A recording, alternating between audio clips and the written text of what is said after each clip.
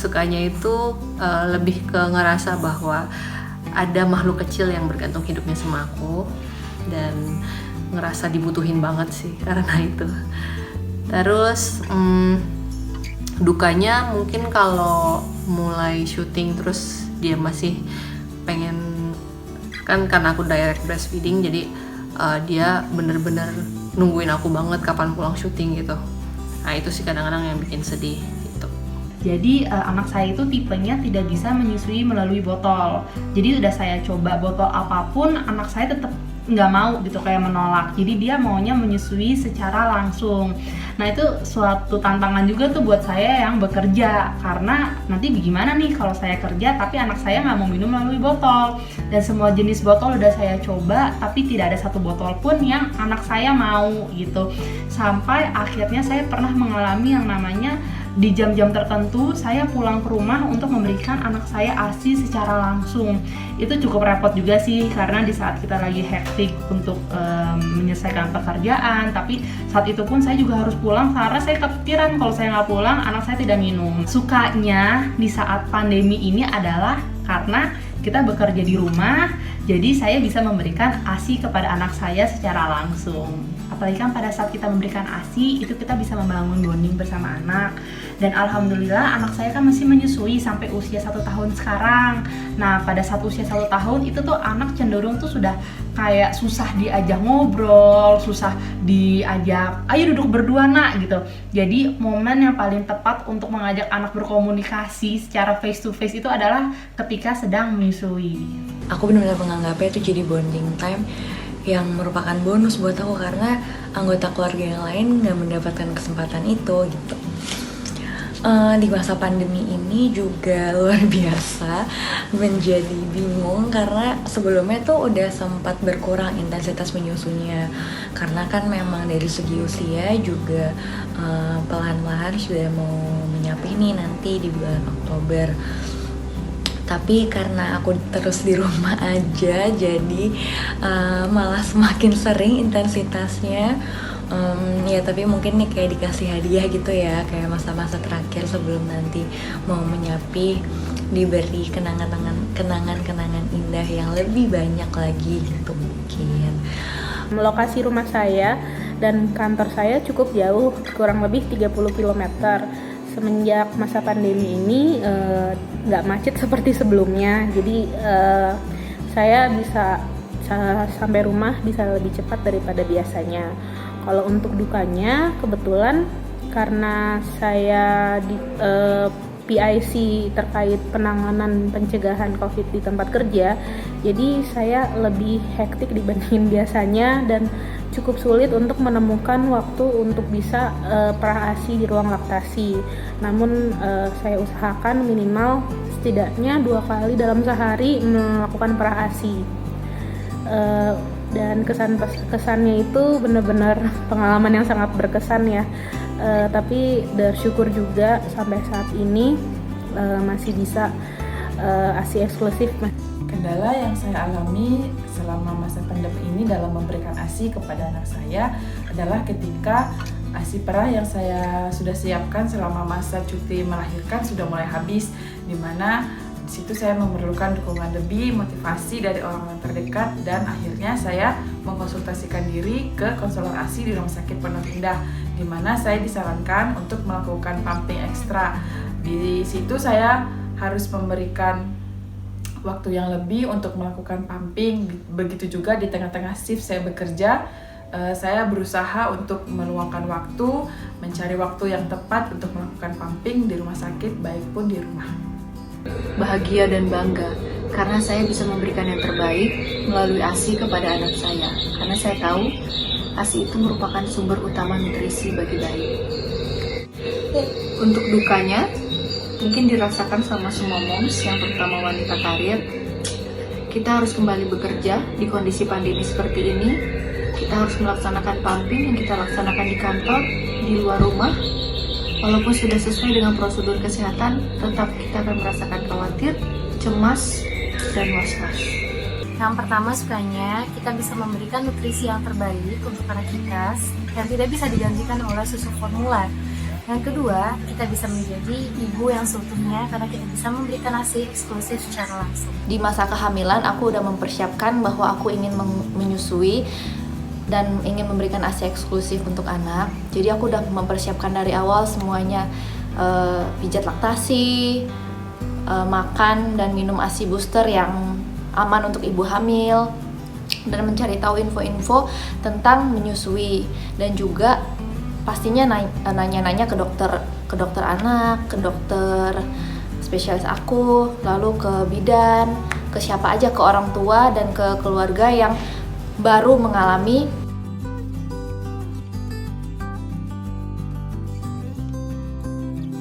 Ketika anakku udah mulai jarinya merambat-rambat, jadi dia mulai menginginkan dipegang tangannya, terus mulai tatap-tatapan, itu kayaknya rasanya selelah apapun, sedih, sekesal apapun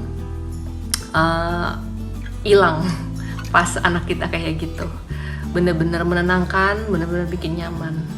Yang diingat banget itu sampai sekarang itu adalah momen pada saat saya baru lahiran dan masih di rumah sakit. Itu kan saya lahirannya itu sesar dan masih sakit kan, mau madep kanan sakit, madep kiri sakit, duduk sakit, dan anak saya nangis-nangis gitu waktunya dikasih susu. Dan anak saya udah nangis-nangis, sudah waktunya diberikan susu, diberikan ASI. Dan suami saya juga anak pertama kan, gendong masih kagok, saya juga nggak bisa ngebantuin karena saya lagi konsentrasi sama diri sendiri gimana nih caranya madep kanan supaya bisa memberikan anak saya ASI secara langsung. Di situ cukup hektik juga sih, dan di situ bener-bener diuji banget kekompakan suami dan istri gitu. Itu bener-bener berkesan banget sampai sekarang, dan kalau misalkan diinget-inget masih suka kayak ketawa sendiri. Ya ampun, dulu kita pernah mengalami kehebohan itu ya berdua gitu. Momen yang paling berkesan selama menyusui sebenarnya bukanlah momen yang indah, tapi teringat sekali dan tidak akan terlupa sih yang pasti. Itu waktu di bulan-bulan pertama sih, antara 1 sampai 2,5 bulan. Itu mungkin namanya ibu baru, entahkah itu baby blues atau sekedar terlalu capek karena banyak hal yang perlu dikerjakan sendirian, banyak perubahan. Jadi produksi ASINya tuh aku waktu itu kurang gitu. Nah, waktu itu sempat disupport dengan menggunakan alat namanya SNS. Itu kayak untuk menambahkan suplementasi ASI lah ya, mungkin itu bahasa simpelnya, menggunakan ASI donor juga. Jadi ASINya double dari aku dan ada donor juga gitu. Nah, itu sambil macam-macam, sambil minum obat, sambil aku puntur dan lain sebagainya, usaha-usaha dilakukan sampai akhirnya di bulan ketiga itu benar-benar bisa kembali full menggunakan ASI dari aku aja gitu. Sebagai seorang guru juga waktu itu aku kan mengambil cuti itu sampai anakku umur 5 bulan. Jadi waktu 5 bulan lebih sedikit itu aku udah mulai masuk kerja. Tentunya mesti memompa karena jam kerjaku walaupun seorang guru tapi tetap dari ada 9 working hours gitu. Nah, jadi di sela-sela mengajar waktu yang cukup padat, ya disempet-sempetin, kadang-kadang ngumpet kemana yang ke kelas yang kosong yang cepet aja supaya paling nggak bisa nabung, karena ya itu karena aku bukan orang yang aslinya tuh sangat berlimpah. Jadi sebenarnya bukan malah kayak kepenuhan harus dikeluarin, tapi malah ini harus sering-sering dikeluarin supaya tabungannya cukup gitu, karena ada standarnya kan. Saya pengennya tuh nyampe ke rumah ada sekian mili yang dibawa gitu, karena itu yang anakku minum setiap hari. Untungnya lingkungan kerja sangat mendukung sih, dari ruang-ruang di sekolah sampai teman-teman kerja yang sangat mengerti gitu bahwa kalau bentar ya 20 menit nih gitu, kabur sebentar gitu untuk mompa, ya abis itu kembali lagi ke kelas gitu. Benar-benar pengalaman yang sangat berkesan ya. Tapi bersyukur juga sampai saat ini masih bisa ASI eksklusif, masih bisa memberi anak saya ASI eksklusif. Di saat saya sudah berhasil melewati masa 6 bulan di usia anak saya, di situ ada rasa kepuasan, ada rasa bahagia di saat saya bisa memberikan asupan gizi yang terbaik kepada anak saya selama masa 6 bulan pertama dalam kehidupannya, di mana saya harus melakukan kejar-kejaran stok ASI untuk memenuhi kebutuhan ASI untuk anak saya. Saya pernah saat itu mendapatkan tugas sebagai pasukan upacara yang kegiatannya dilakukan seharian penuh di luar ataupun di lapangan. Yang pada saat udah jamnya saya untuk pumping, terpaksa saya harus melaksanakannya di tempat keramaian. Yang pada saat itu, untungnya ada teman-teman saya yang membantu saya untuk menutupi saya pada saat saya pumping. Adapun dukanya yaitu ketika saya harus kembali bekerja, saya harus memutar otak bagaimana caranya agar anak saya tetap meminum ASI eksklusif meskipun tidak langsung melalui DBF. Dan yang kedua, waktu saya bersama anak saya ketika menyusui secara langsung itu sangatlah terbatas. Meskipun saya harus bekerja di luar rumah, tapi saya bisa memberikan ASI secara 24 jam langsung dengan cara kalau saya sedang bekerja, saya melakukan pumping di kantor untuk stok ASI saya di rumah.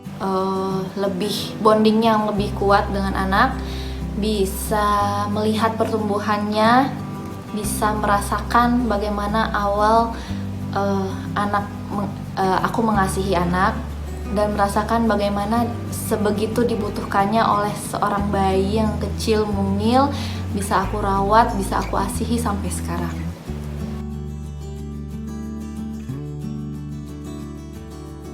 Moms harus mempunyai pikiran yang positif agar ASI kita tetap lancar. Dan yang kedua, moms harus makan makanan yang bergizi agar ASI kita tetap terjaga nutrisinya. Dan yang ketiga, moms harus rajin pumping. Karena apa? Karena kita tidak bisa melakukan ASI secara DBF dan kita harus melakukan pumping untuk stok ASI di rumah. Menyusui memang penuh dengan tantangan, tapi bukan berarti tidak bisa dilakukan. Semangat menyusui ya moms! Percaya bahwa sebenarnya kita itu sudah diberikan berkah dan modal untuk bisa menyusui anak, jadi pasti keluar kok gitu, dan percaya bahwa pasti akan cukup, tidak perlu berlimpah tapi yang pasti cukup untuk anak aja. Itu pertama kalau dari diri sendiri. Kedua, dukungan dari suami, dari keluarga, dari semuanya itu sangatlah penting. Memiliki support system yang sama-sama percaya bahwa ASI adalah pilihan terbaik, dan pasti semua ibu bisa mengasihi anaknya, menyusui anaknya dengan kesesuaian masing-masing, dengan kecukupan masing-masing. Itu udah sangat cukup sih. Jadi nggak perlu untuk lihat-lihat punya tetangga misalnya, oh punya dia berapa banyak, ini harusnya berapa banyak, jadi merasa kurang. Itu tuh karena kayaknya kalau ASI hubungannya benar-benar ke mindset. apa yang kita pikirin secara nggak sadar pun itu yang langsung keluar hasilnya gimana. Untuk tips kepada ibu-ibu agar bisa menyusui dengan lancar, untuk yang pertama, makan makanan yang bergizi, apalagi makanan yang bisa untuk ASI booster. Untuk yang kedua, jangan dikurangi kuantitas menyusuinya ataupun perah ASInya. Kenapa? Soalnya semakin kita jarang untuk perah ASI kita atau menyusui, itu kuantitas ASI semakin berkurang. Jadi kalau kita memang mau sukses menjalankan program ASI eksklusif, kita harus konsisten memerah ASI kita. Yang harus selalu kita ingat adalah menjaga protokol kesehatan, di mana saat sebelum pumping saya tetap mencuci tangan, pakai masker, apalagi di lingkungan saya bekerja di rumah sakit. Selain itu, pastikan kebersihan daerah kita melakukan pumping dan alat pumping yang akan digunakan. Dan jangan lupa untuk banyak minum air putih agar produksi ASI-nya tetap banyak. yaitu prepare dari awal kehamilan. Begitu tahu hamil, langsung cari tahu bagaimana caranya biar kita lebih gampang mengasihi, karena pasti ada kendala-kendala lain kayak lecet atau ASI yang seret dan lain-lain gitu. Jadi dari awal aku udah prepare itu, udah pijat laktasi, udah cari-cari tahu, udah makan makanan yang lebih baik, dan udah mindsetnya itu udah aku pasti bisa mengasihi anak aku sampai umur 2 tahun. Selalu patuhi protokol kesehatan, terutama bagi kita yang bekerja yang harus melaksanakan pumping di kantor ataupun di luar rumah. Dan yang kedua, selalu berpikir positif, makan makanan yang bergizi, dan jangan lupa selalu bahagia. Kalau dari saya sendiri itu makannya banyak, jangan takut gendut, yang penting anak sehat. Jangan lupa juga untuk makan makanannya bergizi, rajin mompa. Kemudian yang namanya jadi ibu baru pasti akan ada aja rintangannya, masalahnya, tapi jangan terlalu dipikirin, takutnya itu mengganggu produksi ASI kita. Tips sukses menyusui aku adalah be happy, terus makan aja yang banyak. Aku sih nggak jaga makan sama sekali karena good food, good mood ASI lancar gitu. Jadi makan yang sehat, makan yang banyak, minum yang banyak, terus be happy, kelilingi diri kamu dengan support system yang bagus. Dengan itu kamu happy, maka ASI lancar.